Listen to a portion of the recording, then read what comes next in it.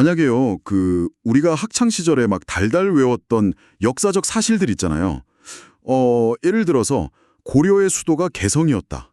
이런 너무 당연한 상식이 사실은 완전히 다른 곳에 있던 지명을 누군가 의도적으로 한반도에 복사해서 붙여넣게 한 거라면 어떨까요? 와, 시작부터 엄청난 질문이네요.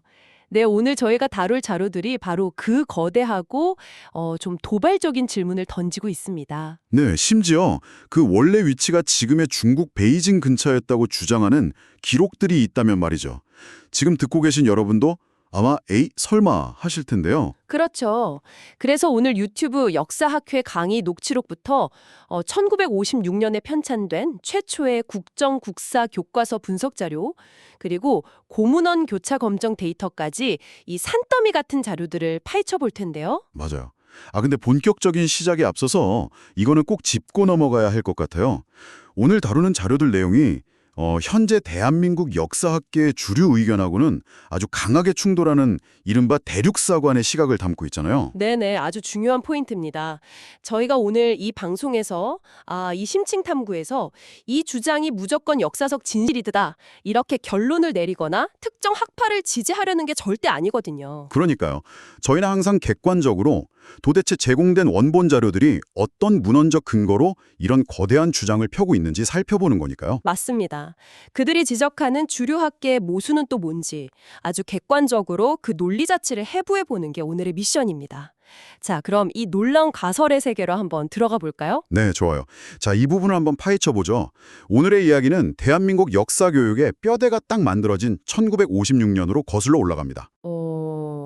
1950년 6.25 전쟁이 끝나고 불과 몇 년 뒤인 1956년의 상황을 한번 상상해 보시죠. 나라 전체가 완전히 폐허가 됐고, 물리적인 건물뿐만 아니라 국가의 정신적인 기틀도 새로 세워야 했던 시기였거든요. 진짜 먹고 살기도 바빴을 텐데. 네네. 근데 이때 이병도라는 인물에 의해서 중고등학생들이 무조건 배워야 하는 단 한 권의 역사책, 그러니까 최초의 국정 국사 교과서가 편찬이 됩니다.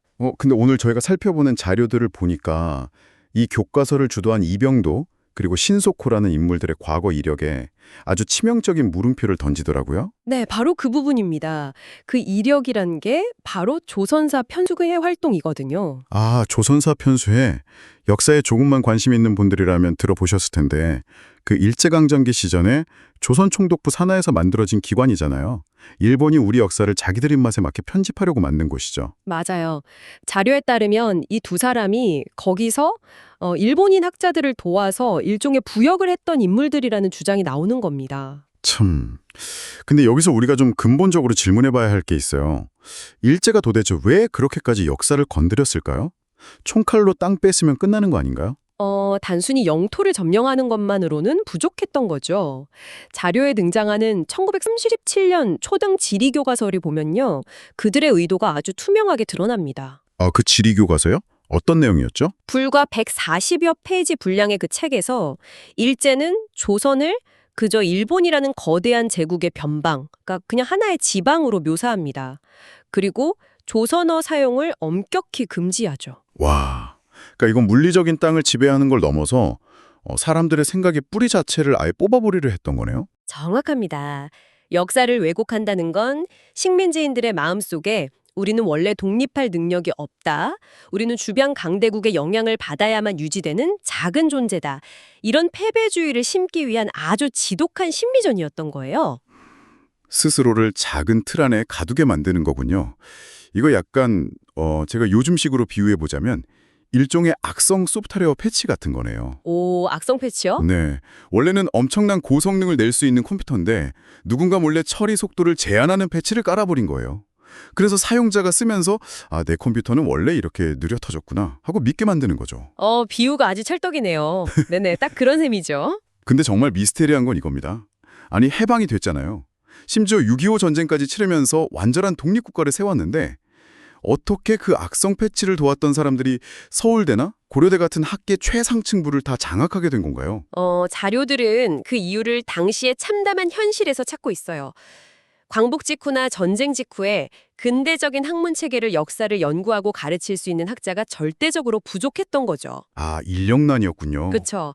그러다 보니 비록 친일 행적이 있더라도 일제 치하에서 실무 지식을 쌓고 문헌을 다뤄둔 경험이 있다는 이유로 이들이 다시 중용된 겁니다. 이거 참 너무 씁쓸한데요? 이건 마치 우리 집을 털어간 강도한테 우리 집 인테리어랑 보안 시스템 설계를 다시 맡긴 꼴 아니에요? 네, 결과적으로 일제가 만들어 놓은 그 좁은 역사관의 틀 안에서 작업하던 사람들이 아무런 청산 과정 없이 대한민국 역사 교육의 최고 권위자로 화려하게 부활하게 된 셈이죠. 와, 진짜 충격적이네요. 그럼 그 사람들이 만든 1956년 교과서, 그 구체적인 내용이 어땠나요? 자료 보니까 아주 적나라하던데요? 네, 그 1950년 교과서 서술을 분석한 자료를 보면 정말 흥미로운 혹은 충격적인 부분들이 나옵니다.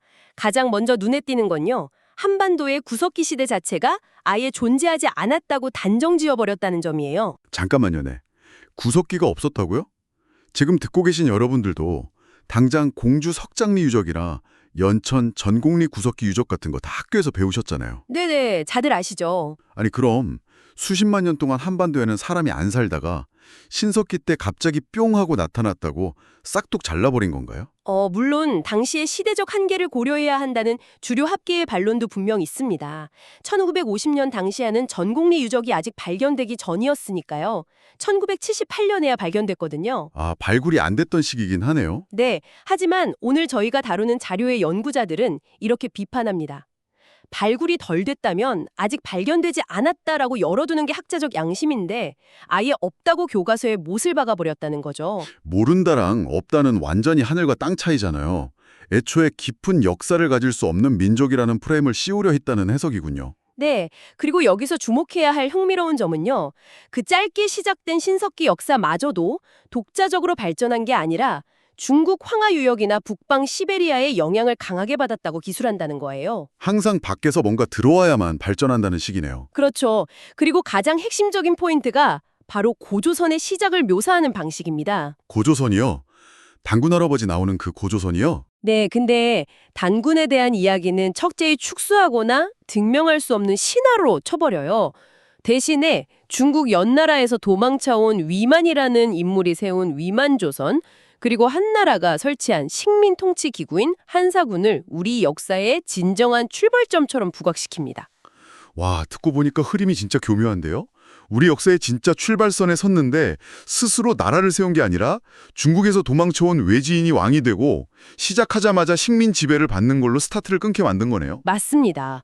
시작부터 외세의 지배를 받았고 그 이후에 등장하는 고구려 백제 신라는 기원 후 200년경에야 간신히 원시적인 부족 국가 형태를 갖췄다고 서술해요. 이른바 원시 삼국시대 프레임이군요. 네네.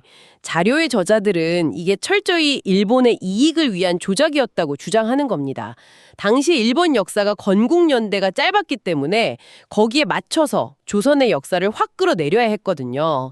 아, 진짜 아까 말한 그 악성 패치네요. 너희는 원래 외세 지배받는 게 운명이고 스스로 거대 국가를 세울 능력이 없었다는 걸 아이들 머릿속에 심은 거잖아요. 네, 그 50년대의 척박한 교실에서 단 하나뿐인 국정교과서로 그걸 달달 외웠을 학생들을 생각하면 참 마음이 무겁죠. 진짜 등골이 서늘해집니다. 자, 그런데 여기서 자연스럽게 다음 질문이 생겨요.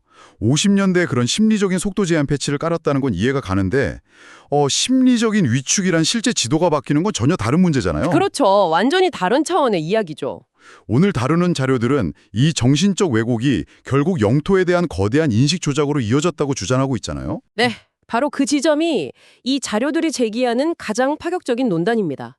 현재 2026년 교과서나 박물관 지도를 봐도 고구려, 백제, 신라, 심지어 고려 영토까지 전부 한반도랑 만주 일부로 우겨넣어져 있거든요. 그 좁고 험준한 산악지대 안에서 아웅다웅 싸웠다는 게 우리가 아는 상식이니까요. 네, 하지만 자료들이 제시하는 문헌과 데이터를 보면요.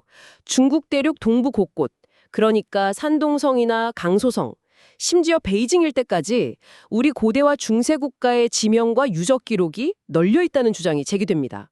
조금만요. 여기서 제가 여러분을 대변해서 날카롭게 의심을 좀 해보겠습니다.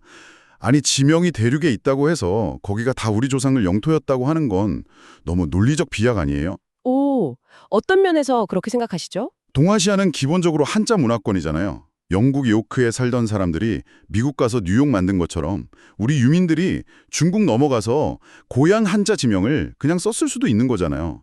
지명 겹친다고 영토라고 우기는 건 좀 무리가 있어 보입니다. 아주 중요하고 필수적인 비판적 사고입니다. 이 자료의 저자들 역시 그 뉴욕의 가능성을 꼼꼼히 따져봤다고 해요. 하지만 증거들을 들여다보면 단순한 이주민들의 향수병으로 치부하기엔 일치도가 너무 높다는 거죠. 일치도가 높다는 게 구체적으로 어떤 건가요? 첫째로 고구려 말기 연개 소문과 양만춘 장군의 흔적입니다.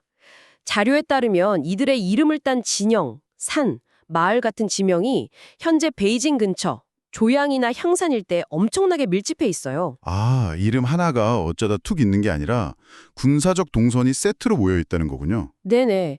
근데 지명보다 더 결정적인 게 있습니다. 둘째로 제시하는 지질학적 특성의 완벽한 일치예요. 지질학이요? 땅의 성질 같은 거 말인가요? 네. 고려의 수도였던 개경 아시죠? 정통사서인 고려사를 보면 개경에서 건물이 무너지고 땅에 갈라지는 엄청난 대지진이 발생했다는 기록이 수십 건이 넘게 나와요. 근데 한반도의 개성은 그렇게 거대한 지진이 잦은 단층대가 아니지 않나요?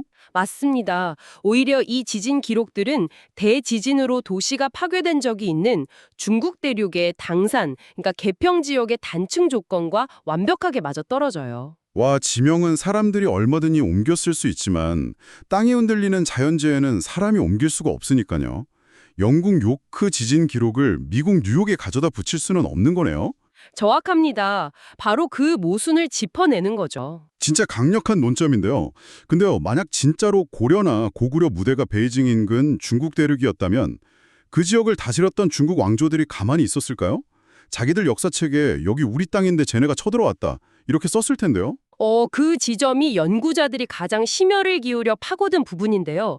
여기서 중국 25사라는 개념을 짚고 넘어가야 합니다. 25사면 중국 역대 왕조들이 공인한 그 공식 역사서들 말씀이시죠? 네, 사마천의 사기부터 명사까지 국가 차원의 오피셜 마스터 기록이죠.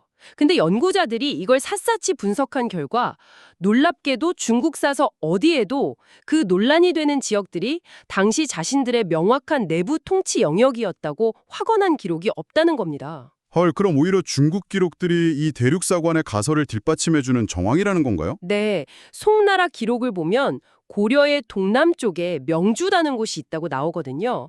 만약 고려가 한반도에 있었다면 동남쪽은 망망대해 동해바다잖아요. 해석이 안 되죠. 아, 바다 한가운데 도시가 있을 순 없으니까요. 그렇죠. 하지만 고려 중심을 대륙으로 놓으면 이 지리적 묘사가 아주 완벽하게 풀린다는 겁니다. 문헌끼리 크로스 체크가 된다는 거죠. 자, 그럼 이 자료들의 논리를 끝까지 한번 따라가 볼게요. 만약 정말 대륙이 메인 무대였다면 도대체 어떻게 중국 대륙에 있던 그 수많은 지명들이 한반도에 마치 거울처럼 똑같이 존재하게 된 건가요? 누군가 도시를 통째로 들어서 옮긴 것도 아닐 텐데요. 네, 그 방법론에 대한 해답이 이 가설의 아주 충격적인 하이라이트입니다. 자료에 따르면 그 미스터리를 푸는 열쇠는 조선 초기 기록에 숨겨져 있어요. 조선 초기요? 태조 이성계 때 말인가요? 네네. 명나라와의 관계 속에서 영토가 한반도 내로 축소되면서 새로운 국가 기틀을 다져야 했는데 이때 세워진 특수기관이 바로 음양산정도감이라는 곳이었습니다. 음양산정도감. 이름부터가 뭔가 산과 땅의 위치를 정하는 것 같네요. 맞습니다. 연구자들은 이 기관의 진짜 목적이 대륙에 널려있던 고려 주요 지명들을 한반도 내부로 이식하는 작업이었다고 주장해요. 이식이라고 하면 물리적으로 옮기는 게 아니라 행정구역 이름을 덮어 씌운 거군요. 이해가 빠르시네요. 이거 컴퓨터로 치면 대륙이라는 하드디스크에 있던 광주, 나주, 경주 이런 폴더 이름들을 싹 다 복사해서 한반도라는 새 하드디스크에 우클릭해서 붙여넣기 했다는 거잖아요. 와, 아주 탁월한 비유입니다. 폴더 이름을 덮어 씌운 뒤에 각 지방의 역사를 기록한 지리지 같은 문헌들을 새로운 지형에 맞춰 대대적으로 수정하고 편찬했다는 게 가설의 핵심입니다. 세상에 세월이 흐르면서 그 덮어 씌워진 새로운 지도가 백성들한테 유일한 진실로 굳어진 거네요. 한 국가의 지리적 기억 자체를 포맷하고 재설치했다는 주장이군요. 네. 그런데 이 자료 연구자들이 진짜로 분노하고 비판하는 건 과거의 이런 과정들만이 아닙니다. 진짜 문제는 현재 진행형이라는 거죠. 맞아요. 지금은 1956년이 아니잖아요. 위성 지도로 전 세계 단층선을 1초 만에 다 볼 수 있고 중급 25사도 검색 몇 번이면 원문 다 교차 검증되는 시대인데 말이죠. 그럼에도 불구하고 현재 주류 학계는 1956년 이병도가 설정해 놓은 한반도 중심의 좁은 영토관에서 단 1cm도 벗어나려 하지 않는다고 비판합니다. 학계 카르텔 같은 거군요. 그렇죠. 지도 교수의 논문이나 정설을 비판하면 아예 학위를 못 받거나 매장당하는 구조니까요. 이병도의 제자 또 그 제자들이 앵무새처럼 과거의 오류를 무비판적으로 암기하고 아이들에게 가르치는 이 상황을 명백한 학자적 직무유기라고 강도 높게 비판하는 겁니다. 자, 방대한 자료들을 함께 넘겨보면서 여기까지 달려왔습니다. 지금 듣고 계신 여러분, 속으로 아마 복잡하실 거예요. 그래서 이게 다 무슨 의미일까? 단순히 우리가 옛날에 땅이 컸다 이런 땅 따먹기 자랑하자는 건가? 하실 텐데요. 네네, 충분히 그렇게 생각하실 수 있죠. 하지만 오늘 이 심층 탐구의 핵심은 영토 크기 자체가 아닙니다. 이건 우리 공동체의 인식과 세계관을 어떻게 세팅할 것인가에 대한 아주 본질적인 문제거든요. 깊이 공감합니다. 흔히 역사는 현재를 비추는 거울이라고 하잖아요. 그 거울은 공동체의 잠재력과 한계를 무의식 중에 규정해요. 근데 우리가 매일 진실이라고 믿고 보는 그 거울이 누군가의 의도로 아주 작고 찌그러지게 깎여 나간 거라면 어떨까요? 그 좁은 거울을 보고 자란 세대는 자신의 가능성도 그 반도라는 틀 안에 스스로 가두게 되겠죠. 우리는 늘 강대국에 끼어 살던 약한 민족이라는 보이지 않는 유리천장이 생기는 거니까요. 네. 지식은 그냥 암기할 때가 아니라 그걸 의심하고 질문을 던질 때 비로소 가치를 갖습니다. 교과서가 말하는 전제들 속에 숨겨진 의도는 없는지 묻는 비판적 사고가 꼭 필요한 시점입니다. 오늘 저희가 살펴본 주장들이 맞든 틀리든 한 가지 서늘한 메시지는 남는 것 같습니다. 오늘 방송 들으신 여러분께 마지막으로 이 질문을 던지고 싶네요. 우리가 일상에서 너무 당연하게 절대적 진실이나 상식이라고 믿는 것들, 그중 과연 몇 개나 다른 누군가가 정교하게 짜놓은 프레임일까요? 내일 아침 출근길에 지도 앱을 켜실 때 한 번쯤 이 도발적인 질문을 떠올려 보시기 바랍니다. 당신이 딛고 선 그 진실의 땅은 정말 당신이 생각하는 그곳이 맞습니까? 이상 심층 탐구를 마칩니다. 함께해 주셔서 감사합니다.